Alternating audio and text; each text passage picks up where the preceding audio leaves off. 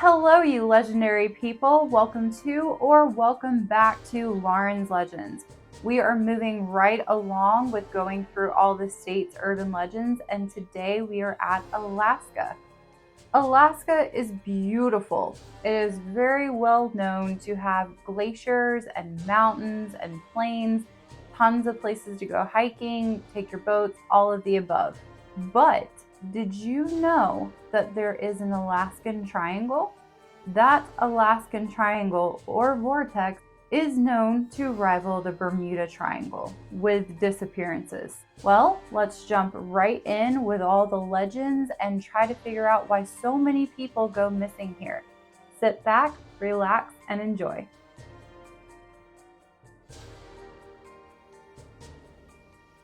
The Alaskan Triangle, it begins in Juneau and then goes up to Anchorage and then down to Barrow and then back to Juneau. It is a beautiful and vast area that brings in all kinds of hikers and visitors from all over the world. The scary part is that 5 out of every 1,000 people disappear to never be seen again. Since 1988, almost 20,000 people have disappeared here without a trace. The first huge history happened back in 1972, where a plane that was carrying 2 politicians just disappeared. I could do an entire video, and I may do an entire video on that situation alone. In recent years, as in the last couple years, 500 to 2,000 people go missing every single year. There are several different theories about what is going on. They range from aliens and that there is a secret base on the top of Mount Hayes, which is the tallest mountain in the Alaskan range. On Mount Hayes, there's been over 100 UFO sightings and several different pictures that have been taken showing weird anomalies. Another huge factor is the weather. In this region, it can be extremely unpredictable. It is very common for high winds and blizzards to come up out of nowhere. It's very possible that the people that are out there hiking are not prepared for that kind of weather and could get hypothermia. But the creepy part is their bodies are still never found. A widely known theory is that there is a vortex. The rock and natural materials can create some sort of a magnet underneath the, top turf. This in itself can throw people off, causing them to experience emotional, physical, and mental distress, making them go somewhat crazy and acting irrationally.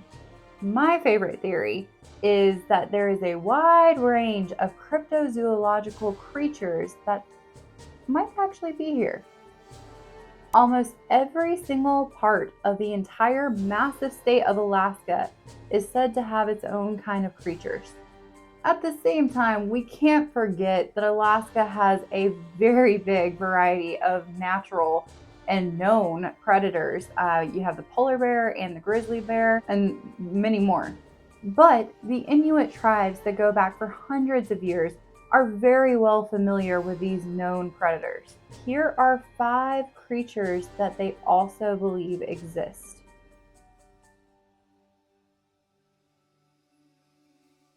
Have you seen Game of Thrones? I have. And as soon as I hear of direwolf, that's immediately where my mind goes. But did you know that a direwolf actually existed, and it existed in the tundra of Alaska?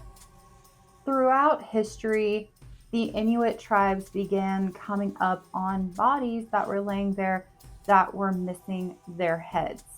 Soon after, they would spot a massive wolf-like creature with massive fangs, and they estimated that it had to be over 600 pounds.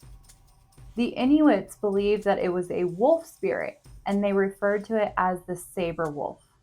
Now, not too long ago in history, a mechanic had gotten a call that someone's car had broken down, so he went out to the scene and he was working on the vehicle, and he heard something and looked down a street, and he said that he saw what looked like a wolf on steroids, immediately grabbed his stuff, got in the car, and left that car there.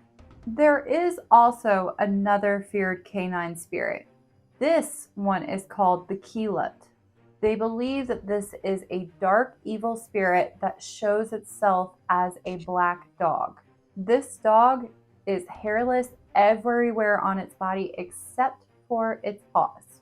Said to only stalk its prey, people, at night, travelers that are going through the area will see paw prints in the snow that will seemingly disappear right before their eyes. The Inuits believe that once you see those paw prints, you have been marked by the spirit of death. Okay, so we have two creepy dog spirits. I think I'd rather deal with a dog spirit than other ones because, puppies, right? But I think it's time that we take it to the shore and the water. Not only does Alaska have its own Nessie, it has a creature that they call the Qalupalik, which is much more scary. The Inuit legend goes that children of the village started to go missing. One afternoon, a fisherman was out on his boat and he began to hear a strange hum. With his eyes, he began scanning the water, looking for the origin of this noise. And he said that he saw a green, scaly-like creature swimming under the water, but it had a form of a human, long fingernails, and even longer dark hair. He then saw on the shore a child walking out almost as if it was in a trance-like state, moving towards the creature. Moving his boat between them as fast as he possibly could, he was able to get between them. Rushing to the tribe with the child in hand, he told them everything that he had just witnessed. The tribe believed that the hum was to lure these children out to the water so this creature could feed off of their energy, only for the children to never be seen again. A massively well-known Alaskan urban legend is that of the Kustaka, or the Otterman. You did hear me right. This creature is said to be half otter and half man. It is often well known to be that of a shapeshifter, being able to change into family members or even people that have passed away. They are even believed to be able to transform into a mermaid and lure fishermen under the water. The local people believe that their main goal is to steal these people's souls. Another way that they are believed to do this is by mimicking the screams of women and children and luring men into the forest so they can devour them. Throughout history, several situations have happened, and the local villagers have blamed it on the Otterman. In Thomas Bay in 1750, a massive landslide wiped out an entire village of 500 people.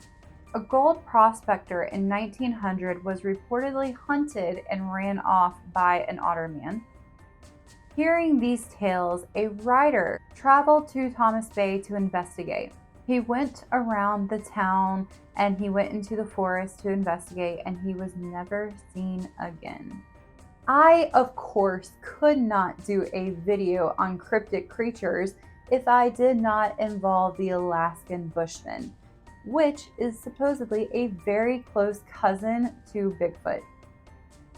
The Inuit tribes believe that the Bushman comes from a species known as the Tornit.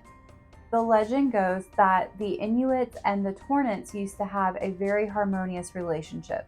But this ended real quick when a young Inuit found his kayak damaged and he blamed and killed a Tornit. After that situation happened, there was no more relationship, and that is apparently when all the people began going missing. And in just the last several years, hundreds of people have gone missing with no trace left of them. Through the years and through all of these stories, there seems to be one reoccurring thing, and that is that a lot of these people who have people that they're with that go missing tend to see a massive 10-foot tall, shaggy creature that smells horribly and is known to track people heading through the tundra to go hunting. In 1931, a man named Andrew Kamluk was staying in Fort Chatham.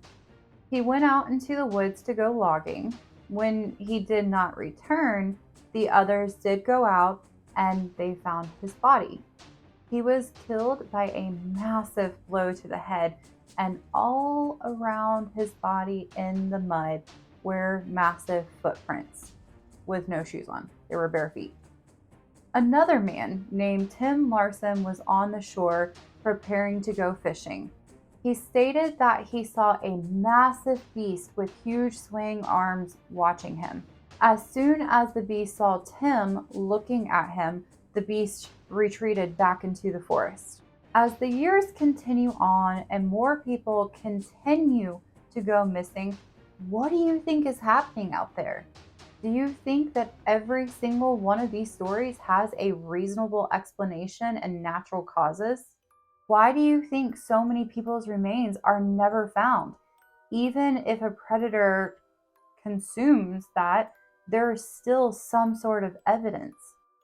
Do you think that there could be creatures out there in a vast area of tundra that we have not found yet? Please let me know your thoughts in the comment section down below. Thank you again for watching, and I hope that you have a fantastic rest of your day. Do not forget to like, comment, and subscribe. It really helps me out. Thank you so much, and I'll see you next time.